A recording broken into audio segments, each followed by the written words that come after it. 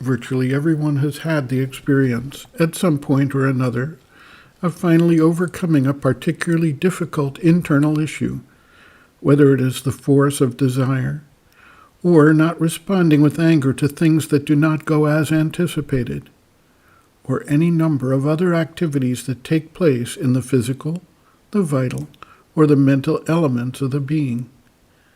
And then, when one is feeling satisfied that a real progress has been made, there is a circumstance that demolishes that sense of accomplishment with a recognition that one has once again given in to the impulsion or the provocation and repeated what one thought was done and gone. We frequently forget that our inner psychology is not uniform and stable. Rather, it is made up of different parts of the being which have their own different needs, desires, enjoyments, and responses, while at the same time there is the constant play of the three gunas of nature, tamas, rajas, and sattva, that influence the responses. When tamas is in the ascendant, we can open ourselves at those times through inattention, tiredness, carelessness, or through a low energy state that is easily pushed into a response. When rajas is in the ascendant, we may respond through desire, or a form of ambition, or some attitude of pride, of vanity, and through our overconfidence, our rajasic arrogance, we believe we can control and overpower what comes, and thus do not see how we are being manipulated to respond.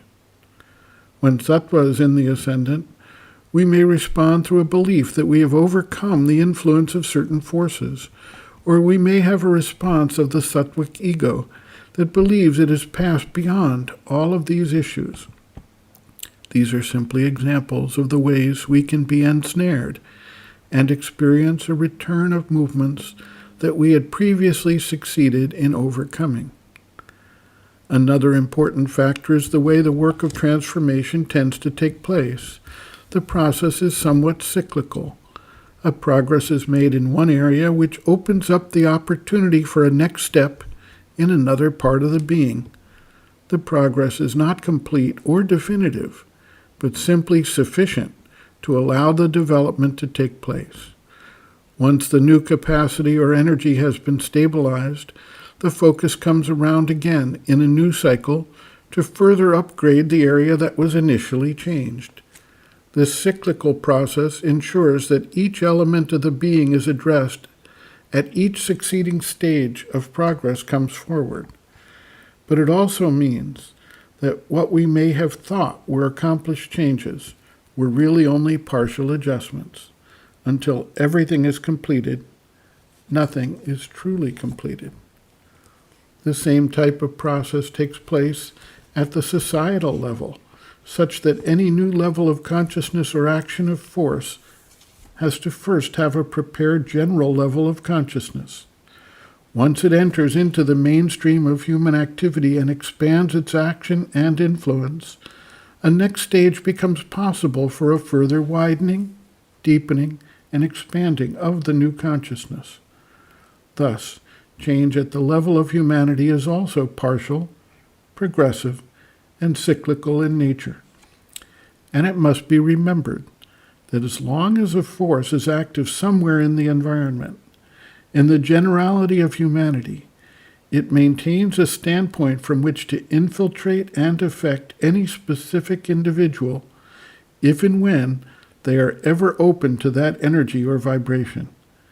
It is this complex set of interactions that makes the transformation process so difficult and time-consuming, and which then requires the sleepless vigilance that Sri Aurobindo describes. Sri Aurobindo notes, quote, "Only you must remain vigilant always, for when the condition is good, the lower movements have a habit of subsiding and becoming quiescent, hiding as it were, or they go out of the nature and remain at a distance. But if they see that the sadhak is losing vigilance, then they slowly begin to rise or draw near, most often unseen, and when he is quite off his guard, surge up suddenly or make a sudden eruption.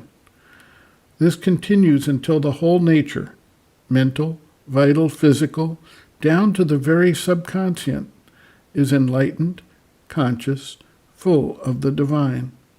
Till that happens, one must always remain watchful in a sleepless vigilance. End quote. Reference, Sri Aurobindo and the Mother, Looking from Within, Chapter 5, Attitudes on the Path, page 146.